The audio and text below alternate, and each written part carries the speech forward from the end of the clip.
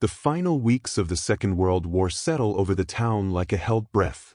The fighting has moved on, but its echo remains embedded in the streets, the walls, and the people themselves. Buildings stand half-opened, their interiors exposed to daylight after years of blackout curtains and shuttered windows. Rubble lies where homes and shops once formed orderly rows, and the air carries a mixture of dust, smoke, and something harder to name, anticipation sharpened by fear. For the civilians who remain, survival has taught them not to celebrate too early. The end of one power has never meant peace. It has only meant that another will soon arrive, bringing its own accounting. They wait not with banners or cheers, but with closed doors and lowered voices. In kitchens and cellars, families rehearse the same questions over and over. Who will be punished? Who will be spared? What does victory look like for those who did not choose the war, yet lived inside it for years? Occupation has taught them that innocence is rarely a shield. The categories of guilt and complicity have blurred beyond recognition, leaving almost everyone feeling exposed. Even those who resisted quietly fear being judged by strangers who know nothing of compromises made to keep children fed or elders alive. The sound of approaching vehicles is not greeted with relief. It is met with silence so complete it feels deliberate, as though the town itself is trying to make itself invisible. Curtains twitch, then still. Shoes pause behind doors. People listen not for words, but for tone, for the first clue of what kind of reckoning is about to begin. Memory supplies its own images: forced marches, summary punishments, public shaming, neighbors disappearing without explanation. War has conditioned them to expect that power announces itself through fear. For years, authority has been something imposed violently and arbitrarily. Orders changed overnight. Laws existed less as rules than as weapons. The idea that the arriving army might behave differently feels abstract, almost naive. Compassion is not something history has trained them to anticipate. Instead, they brace themselves for a familiar pattern: collective blame, swift justice without nuance, the settling of scores disguised as order. Even liberation has often arrived wearing the same face as conquest. The civilians do not see themselves as villains or heroes. They see themselves as exhausted. Hunger has hollowed their bodies and their patience. Loss has thinned their emotional reserves to something fragile and easily broken. Every family has its private inventory of grief: someone killed, someone missing, someone who returned changed beyond recognition. These experiences have taught them to expect that suffering does not end cleanly. It only changes form. As the days stretch on, rumors fill the gaps left by uncertainty. Some claim that mass arrests are being prepared. Others whisper that the town will be used as an example, its people punished to demonstrate moral clarity after years of moral chaos. Each story is shaped less by evidence than by fear, and fear spreads efficiently among people who have learned that preparation is the only defense they possess. Children are warned to stay quiet. Valuables are hidden where hiding places still exist. People rehearse explanations they hope will sound convincing if spoken under pressure. The psychological weight of waiting becomes heavier than the physical ruins around them. Time itself feels distorted, slowed by anxiety and memory. Every hour without news stretches unbearably long, while the past collapses inward, replaying moments that might now be judged unforgivable. A neighbor who once accepted extra rations. A shopkeeper who followed orders to stay open. A father who signed a document to protect his family. Each act, once rationalized as survival, now feels like potential evidence. The town exists in a moral fog. No one knows which version of themselves will be seen by the victors. War has stripped away the illusion that morality is clear or evenly applied.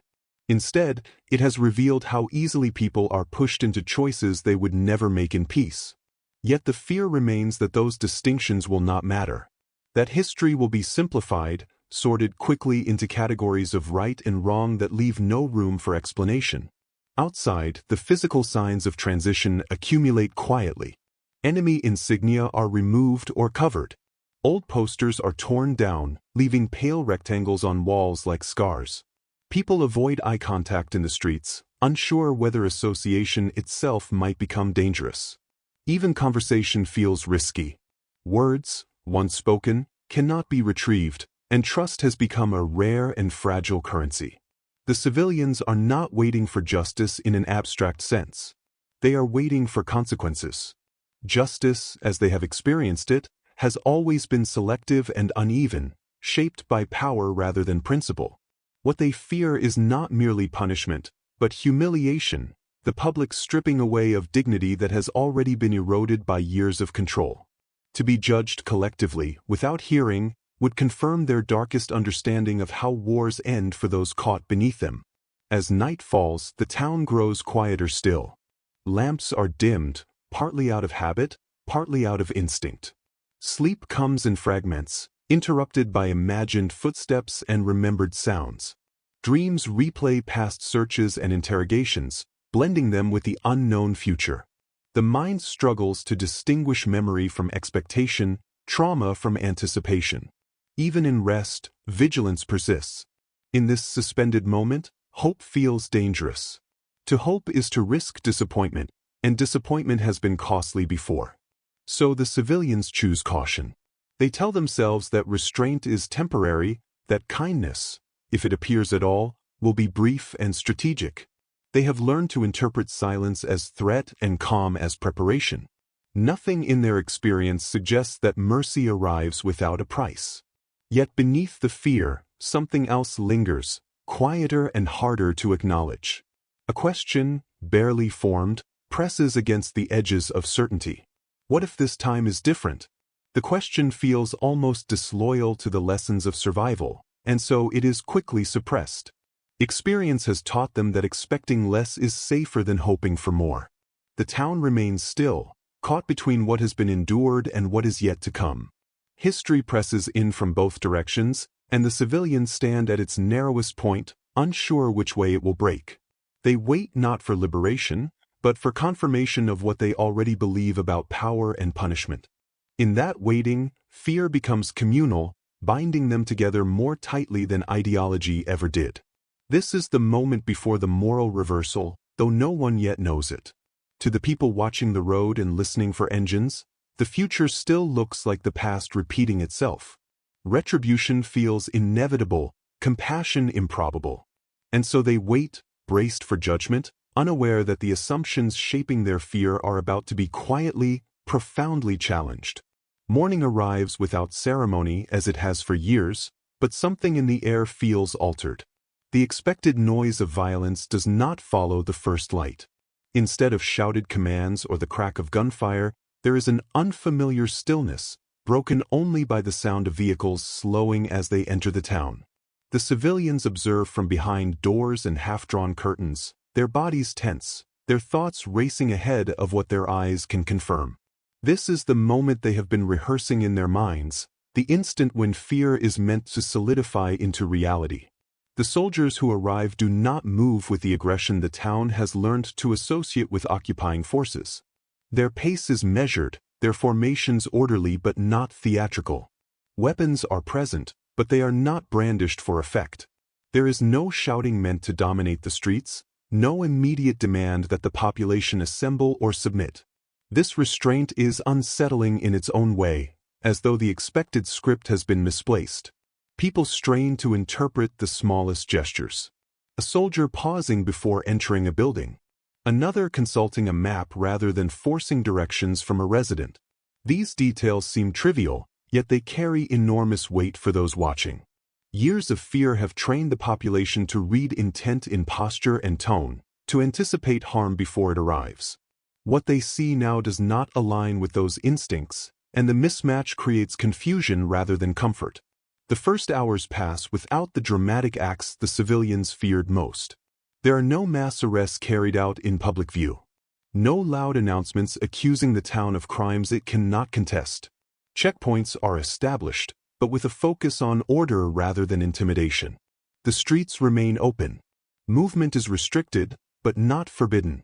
The occupying presence asserts control quietly, almost reluctantly. This quiet assertion feels provisional, as though it could be withdrawn at any moment. Civilians assume it is a temporary phase, a calm before an inevitable storm.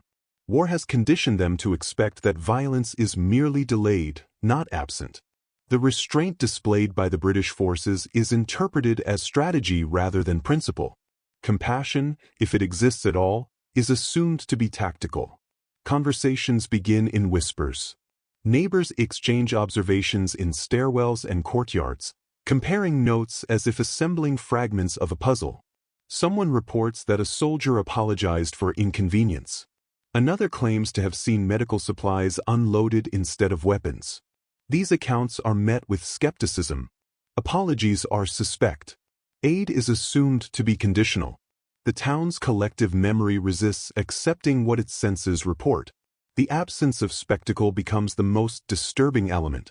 People had prepared themselves psychologically for visible punishment, believing that once it occurred, fear would at least take a concrete form. Instead, fear diffuses into uncertainty. Without a clear threat, the mind searches for meaning, inventing explanations that preserve the expectation of harm. Perhaps the lists are being prepared quietly. Perhaps the arrests will come at night. As the day progresses, British officers begin engaging with local officials, not through coercion, but through formal, procedural exchanges. Documents are requested, not seized. Questions are asked, not barked. Translators are used carefully, suggesting an effort to be understood rather than merely obeyed. These interactions are observed from a distance, yet their tone travels quickly through rumor and speculation. For civilians accustomed to arbitrary authority, procedure itself feels radical. Rules have long been instruments of terror, applied unpredictably and enforced violently. To see them treated as frameworks rather than weapons unsettles deeply held assumptions. It raises an uncomfortable possibility that this occupation might operate according to principles unfamiliar to those who have lived without them for years. Still, distrust remains dominant. People remind one another that restraint can be strategic, that civility does not preclude later brutality. They recall moments when kindness was used to extract compliance, only to be withdrawn once control was secured. Survival has depended on interpreting generosity as a warning rather than a gift. Children, less burdened by memory, notice different details. They see uniforms that are not immediately terrifying. They observe soldiers who do not shout or strike without cause. Parents hush them quickly, unwilling to allow curiosity to become vulnerability. Hope, especially in children, feels dangerous because it cannot easily be undone. The British presence begins to normalize without becoming familiar. Patrols move through streets at regular intervals, predictable in timing and behavior. This predictability itself is disorienting. Under previous regimes, unpredictability was a tool of control, keeping the population off balance. Now, the absence of randomness feels almost suspicious, as though it must conceal something else. As evening approaches, still no retribution has occurred. The town remains intact, its people uneasy but unharmed. The lack of escalation becomes impossible to ignore. Civilians are forced to confront a growing gap between expectation and reality. That gap produces cognitive strain. Long-held beliefs about how power behaves in wartime begin to wobble, though few are willing to articulate this shift openly. Some interpret the restraint as weakness, others as arrogance. A small number begin to wonder whether it reflects a different philosophy altogether, though they hesitate to trust such a thought. Years of fear have trained them to view mercy as an anomaly, not a policy. Food distribution is discussed, not yet enacted, but the mere planning of it spreads quickly. The idea that the occupying force might concern itself with civilian welfare feels almost absurd. Hunger has been weaponized for so long that its relief seems implausible without ulterior motive. Yet the discussions continue, methodical and public enough to be observed. Night falls again, and once more the expected arrests do not come. Doors remain unbroken. Families remain together. The town's fear does not vanish, but it changes texture. It becomes less sharp, more confused. People lie awake not because they hear danger approaching, but because they do not. Silence, once a precursor to violence, now stretches on without resolution. In that silence, a subtle shift occurs. The population begins, reluctantly, to recalibrate its understanding of the moment. The British have not behaved as conquerors in the traditional sense, nor as avengers. They have asserted authority without cruelty, control without spectacle. This restraint, more than any act of violence, unsettles the civilians because it offers no familiar script to follow. The town remains under occupation, and fear remains present, but it is no longer anchored to certainty. The civilians are left with an uncomfortable question they cannot yet answer. If retribution is not coming immediately, what does that mean for everything they thought they understood about the end of war? The days that follow unfold without the rupture everyone has been bracing for. Morning after morning arrives with the same quiet continuity, each one eroding the certainty that violence is merely delayed. The British presence settles into the town not as an occupying storm but as a steady, watchful pressure, visible yet restrained. Patrols continue, orderly and predictable. Administrative notices appear, formal in tone and limited in scope. Life does not return to normal, but it also does not collapse into punishment. The absence of retribution begins to feel less like a pause and more like a pattern.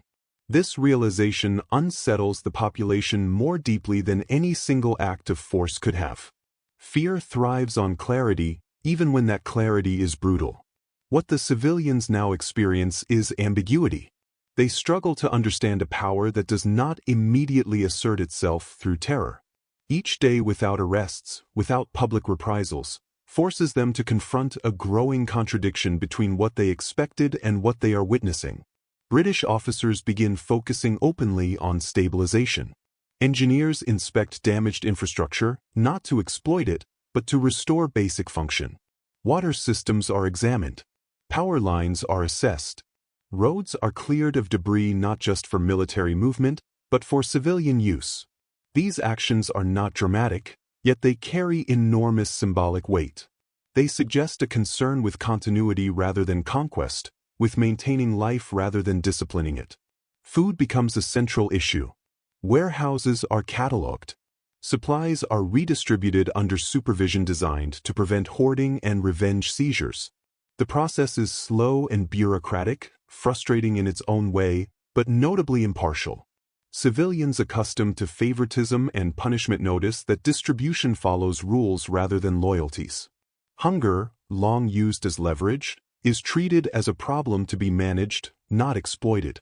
This shift forces a psychological reckoning. The population has lived under conditions where survival required constant moral compromise. Small acts of collaboration, silence, or compliance were justified as necessary. Now, under an authority that does not immediately punish, those justifications lose their protective function. People begin to revisit their own actions, not because they are being accused, but because they are not. Guilt surfaces in unexpected ways. Without the external pressure of fear, internal questions grow louder. Was that choice truly unavoidable? Did silence always mean survival, or sometimes convenience? The absence of collective blame removes the shelter it once provided. Individuals are left alone with their memories, facing a moral inventory they had postponed for years. The British approach does not erase accountability, but it postpones judgment. Investigations are conducted quietly, deliberately.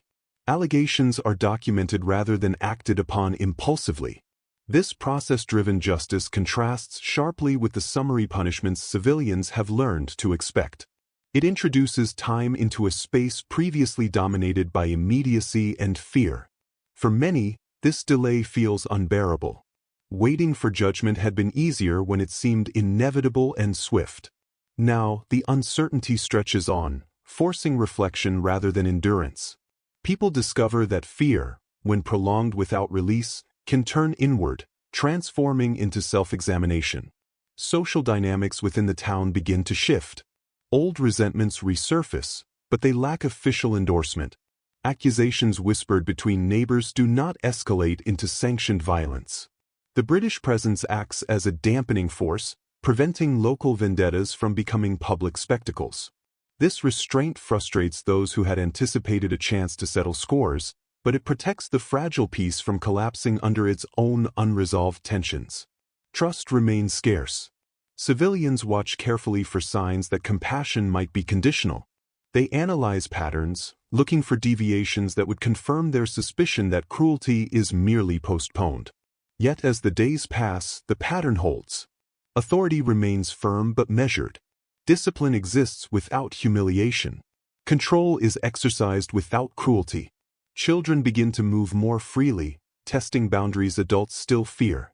Their play returns cautiously to streets that had become dangerous or forbidden. This change is subtle but profound. It signals a shift not just in behavior, but in expectation. The youngest members of the town, unburdened by years of fear, respond first to the altered atmosphere. Adults remain more guarded. They interpret these changes as provisional, reminding themselves that war has taught them to mistrust calm. Yet even they cannot ignore the accumulating evidence that something fundamental is different. The occupying force does not seem interested in rewriting daily life through intimidation. Instead, it enforces a narrow set of rules designed to prevent chaos rather than impose ideology. Language itself begins to change. Conversations move from speculation about punishment to cautious discussion of logistics and rebuilding. People ask practical questions. When will markets reopen? How will repairs be organized? What documents will be required? These questions, mundane on the surface, represent a psychological pivot. They imply a future that extends beyond immediate survival. Still, the moral confusion persists. Compassion complicates the narrative the civilians have relied on to make sense of their suffering. If the victors do not behave as monsters, what does that say about the monsters they endured before? And what does it say about those who survived by adapting to them? The clean divisions between oppressor and oppressed blur, replaced by uncomfortable gradients of responsibility and endurance. Some resist this discomfort by clinging to old expectations. They insist that punishment must still be coming, that mercy cannot last. This belief provides a form of psychological stability, preserving a worldview in which cruelty is predictable and power always corrupts. To accept compassion as genuine would require a painful reordering of assumptions shaped by years of trauma. Others begin, quietly, to accept the possibility that restraint is intentional, that it reflects a philosophy of occupation designed to prevent further harm rather than avenge past wrongs. This realization does not bring immediate relief. Instead, it introduces a new kind of unease, the obligation to respond to humanity with humanity, something far more demanding than enduring brutality. The British forces, by refusing to mirror the violence of the past, inadvertently expose how deeply violence has been normalized. Their restraint highlights the abnormality of what the civilians have come to accept as inevitable. In doing so, it destabilizes not just fear, but identity. People who define themselves through victimhood must now reconsider who they are without an enemy who behaves as expected. As weeks pass, the town exists in a liminal state. It is no longer under terror, but not yet at peace. The British administration continues its work methodically, focused on order and recovery. The civilians continue their internal reckoning, caught between relief and suspicion, gratitude and guilt. The shock of compassion lies not in its immediacy, but in its persistence. Each day it continues, it challenges the assumptions that once protected the population psychologically. The war may be ending, but its moral consequences are only beginning to surface. And in the quiet absence of retribution, the civilians confront a truth more unsettling than punishment, that the future will require them to live with their past rather than be crushed by it. As the initial shock of restraint settles into something resembling a fragile routine, the town begins to experience a deeper, more complex disturbance. Fear no longer dominates every waking moment, but it does not disappear, it mutates. In its place emerges a quiet, persistent unease that is harder to name and more difficult to escape. The absence of overt punishment forces emotions long suppressed by survival to surface, unfiltered and unresolved. Relief arrives first, tentative and guilty, followed closely by shame, suspicion, and a disorienting sense of exposure. For years, the population had learned to compress its emotional life into something functional and narrow. There had been little room for reflection when each day demanded vigilance. Now, with the immediate threat receding, The mind begins to wander into territory it had deliberately avoided. Memories return with uncomfortable clarity. Small decisions once dismissed as necessary reappear stripped of their justifications. The moral shortcuts taken under pressure no longer feel distant or abstract. They feel present, demanding recognition. British compassion does not announce itself loudly. It accumulates through repetition. A soldier who intervenes to stop a local act of revenge. An officer who listens rather than commands. Medical assistance offered without interrogation. None of these acts are extraordinary in isolation, yet together they form a pattern that challenges the emotional defenses the civilians have relied on. Compassion becomes not a moment, but an environment, and living inside it proves unexpectedly difficult. The population begins to realize that fear had served a purpose beyond survival. It had provided clarity. Under terror, moral complexity collapses. Right and wrong become secondary to endurance. Now, with that pressure eased, complexity returns in full force. People find themselves asking not what they did to survive, but what those choices reveal about who they are. This question is far more unsettling than the threat of punishment. Public spaces begin to fill again, cautiously. Markets reopen under supervision. People stand in lines, close enough to observe one another without speaking. Eye contact becomes more frequent, then more charged. Without an external enemy to fear, attention turns inward and sideways. Who suffered more? Who benefited quietly? Who disappeared, and who remained?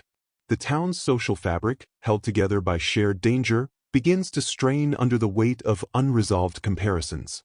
British restraint prevents these tensions from erupting into violence, but it cannot erase them.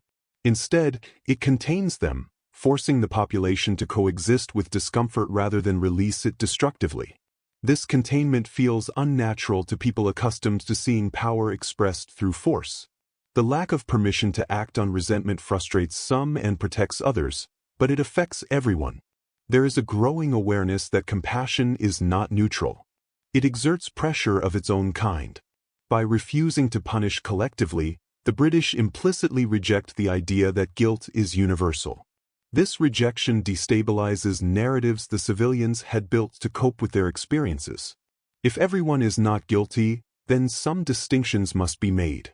And distinctions require examination. Those who had quietly resisted feel conflicted. They had endured danger for principles they believed would one day be recognized. Now, recognition does not arrive in the form they imagined. There are no dramatic acknowledgments, no immediate moral elevation. Their suffering feels oddly unaccounted for, folded into a broader effort to restore order without assigning honor or blame too quickly. This restraint, intended to prevent injustice, leaves some feeling invisible. Those who had complied feel equally unsettled. They had expected condemnation and prepared defenses, emotional and practical. When it does not come, they are left with explanations no one has demanded. The absence of accusation removes the opportunity to justify, leaving silence where argument might have provided relief. They find themselves haunted not by what others say, but by what is left unsaid. British administration continues its work, focused on systems rather than symbolism. Records are gathered. Testimonies are collected carefully, without spectacle. Justice is framed as deliberate and procedural, not emotional. This approach contrasts sharply with the civilians' lived experience of authority, where emotion and power had been inseparable. To see justice treated as something slow and measured feels alien, almost cold, even as it avoids cruelty. The town's emotional temperature shifts unevenly. Some people begin to express cautious gratitude, though often privately. Others interpret gratitude as weakness or betrayal. To thank an occupying force feels morally complicated, especially after years of suffering under occupation of another kind. Compassion blurs categories that once felt stable. Liberation without vengeance does not fit comfortably into existing narratives of justice. Children continue to adapt faster than adults. They accept the new normal with fewer reservations, responding to stability rather than symbolism. Their laughter, tentative at first, grows more frequent. This change unsettles parents, who associate noise and visibility with danger. Yet it also forces adults to confront the possibility that fear does not have to be inherited indefinitely. The British presence, by remaining consistent, reinforces the sense that restraint is intentional.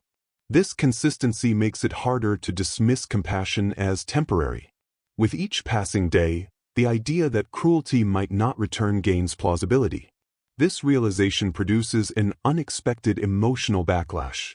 For some, anger emerges, directed not at the occupiers but at the past itself. Years of suffering now feel excessive, unnecessary, even absurd in light of what is now possible. The town begins to grapple with a painful truth, that violence had been normalized not only by those who wielded it, but by those who endured it. Compassion exposes this normalization, revealing how deeply the expectation of cruelty had shaped behavior and belief. The British do not accuse the civilians of this adaptation, but the implication lingers, unspoken and heavy. Silence becomes a recurring motif. Not the silence of fear, but the silence of unresolved emotion. Conversations trail off. Statements remain unfinished. People sense that speaking too clearly about the past might destabilize the present. Compassion has created space for reflection, but it has not provided guidance on how to use it.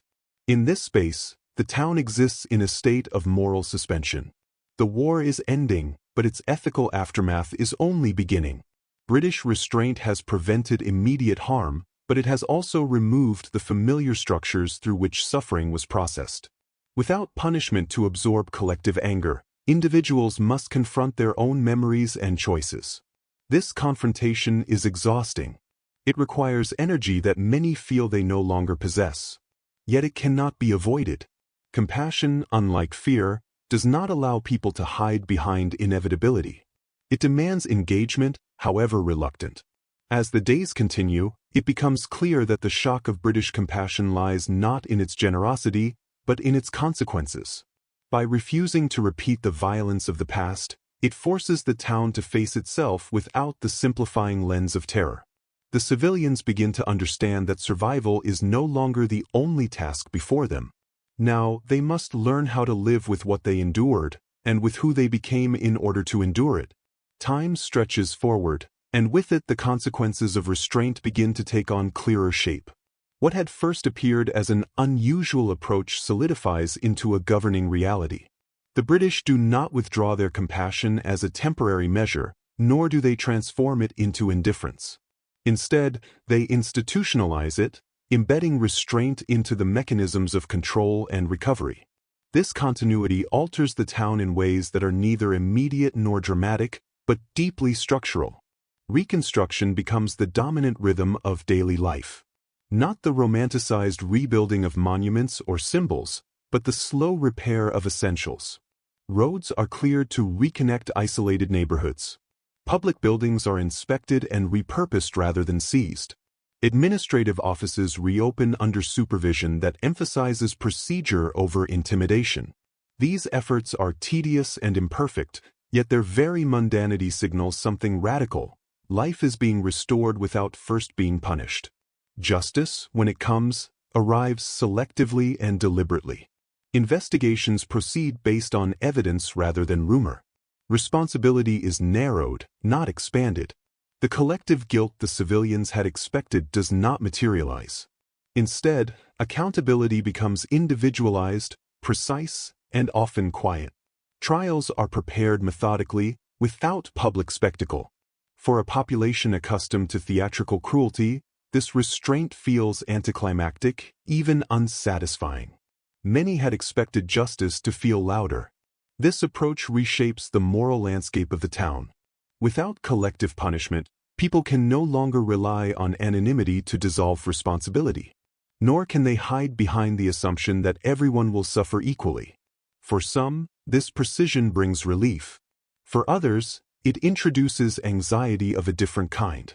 Individual scrutiny feels more personal, more intimate, and therefore more unsettling than collective blame ever was. The British insistence on process reframes justice as something forward-looking rather than cathartic. Punishment is no longer a ritual of closure, but a mechanism meant to prevent repetition. This philosophy clashes with the emotional needs of a population that has endured prolonged injustice. Many feel that something is missing, that suffering has not been properly acknowledged if it is not publicly avenged. Yet this very absence begins to change how memory functions. Instead of being consumed by images of vengeance, the town's collective memory starts to reorganize around survival and continuity. People speak less about what should have happened and more about what must happen next. The language of endurance slowly gives way to the language of repair. Economic life resumes unevenly. Markets reopen under regulation designed to prevent exploitation. Trade is cautious, limited by shortages and lingering distrust. Still, the act of exchange itself becomes symbolic. It represents a return to mutual dependence after years of enforced scarcity. People relearn how to negotiate, how to disagree without fear, how to exist in proximity without immediate threat. Social relationships shift accordingly. Old hierarchies, once enforced by power and fear, lose their rigidity. New ones form, based on access to resources, skills, and information. These changes generate resentment and opportunity in equal measure. The British presence does not eliminate inequality, but it constrains its most violent expressions. Disputes are mediated rather than weaponized. Over time, the population begins to understand that compassion has not erased consequences, but redistributed them. Suffering has not been undone, but it has been decoupled from revenge. This realization provokes mixed reactions. Some feel cheated of closure. Others feel spared from an endless cycle of retaliation. Both responses coexist uneasily, reflecting the town's unresolved relationship with its own pain. Children's lives continue to normalize, and this normalization becomes one of the most visible indicators of change. Schools reopen with modified curricula. Lessons emphasize order, continuity, and responsibility rather than ideology. Teachers, themselves scarred by the past, struggle to guide students through a world that feels both safer and morally ambiguous. The future no longer feels predetermined, and that uncertainty is both liberating and frightening. Adults, meanwhile, carry the burden of translation. They must explain the past to the young without reproducing its fears. British restraint complicates these explanations. It challenges the idea that violence is inevitable, that power must always brutalize. Parents find themselves revising lessons they once assumed were universal truths. This revision is painful, forcing them to confront how deeply fear had shaped their understanding of the world. The occupying administration remains visible but recedes into the background of daily life. Its presence is felt more in regulations than in interactions, more in paperwork than in patrols. This bureaucratic normalcy contrasts sharply with the drama of occupation remembered from before. Power becomes quieter, less personal, and therefore less easily hated. This too is unsettling. It deprives resentment of a clear target. As months pass, gratitude begins to surface more openly, though it remains complicated. To acknowledge humane treatment risks appearing to excuse past suffering inflicted by others. Many civilians struggle to separate the relief of the present from the trauma of the past. Compassion forces them to hold both realities simultaneously, without allowing one to erase the other. The British refusal to indulge in vengeance gradually reframes victory itself. Victory is no longer measured by the humiliation of the defeated, but by the stability of what remains. This reframing does not come easily to a population conditioned by years of zero-sum thinking. Yet it proves durable. Over time, it embeds itself into local expectations of governance and justice. This durability is perhaps the most profound shock of all. Compassion was expected to fade. Instead, it persists, shaping institutions and behavior. It becomes predictable, and predictability breeds trust, even if slowly. Trust, once broken, does not return fully, but it becomes possible again in fragments. The town begins to understand that what has occurred is not leniency, but discipline of a different kind. A discipline that restrains not only the defeated, but the victor as well. British authority limits itself, refusing the easy satisfaction of domination. In doing so, it models a form of power that does not rely on fear to sustain itself. This model leaves an enduring imprint. Even as the occupation prepares to transition, the habits it has enforced linger. Procedures remain. Expectations shift. The population has learned, painfully and gradually, that order need not be synonymous with cruelty. By the time the future feels tangible again, the civilians recognize that they have been changed not by punishment, but by its absence. The shock was never about mercy alone. It was about what mercy made unavoidable: responsibility without terror, memory without revenge, and the long, difficult work of rebuilding a moral world after it had been broken. With distance, the moment that once felt uncertain begins to acquire definition. Time, which had stretched and blurred during the transition, now starts to arrange events into something resembling narrative. The British occupation, once experienced as an unsettling anomaly, settles into memory as a deliberate choice rather than an accident of circumstance. What had confused and unsettled the civilians in the immediate aftermath now reveals its deeper impact, not through dramatic reversals, but through the quieter persistence of what did not happen. Retribution, so vividly anticipated, never arrived. And in its absence, something more enduring took shape. The town did not emerge purified or redeemed, but altered in ways that resisted simple explanation. The lack of vengeance did not erase suffering, yet it prevented suffering from becoming the organizing principle of the future. This restraint, initially interpreted as delay or deception, gradually came to be understood as intention. Power had been exercised with limits, and those limits proved transformative.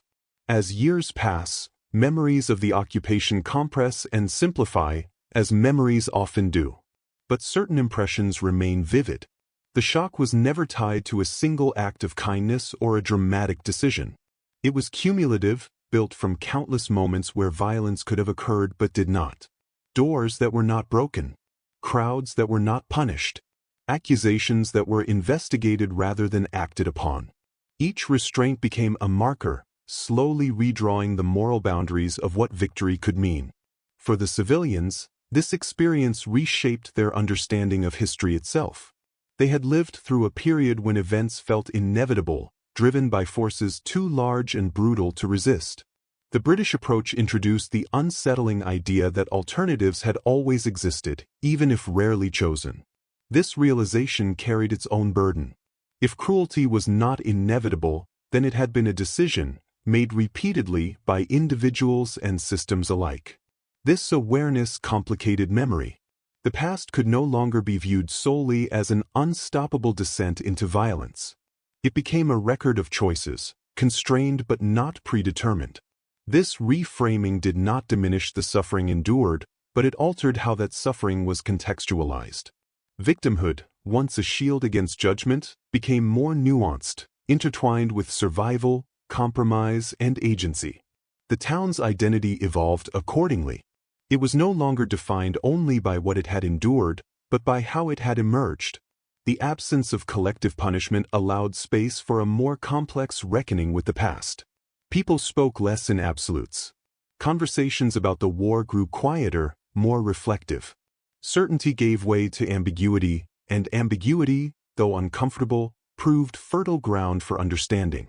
Younger generations absorbed this legacy indirectly. They grew up hearing not only stories of fear, but stories of restraint. The idea that power could be exercised without humiliation became part of their inherited understanding of authority. This did not make them immune to injustice, but it expanded their sense of what was possible. The war, for them, was not only a cautionary tale about cruelty, but an example of how cycles of violence could be interrupted.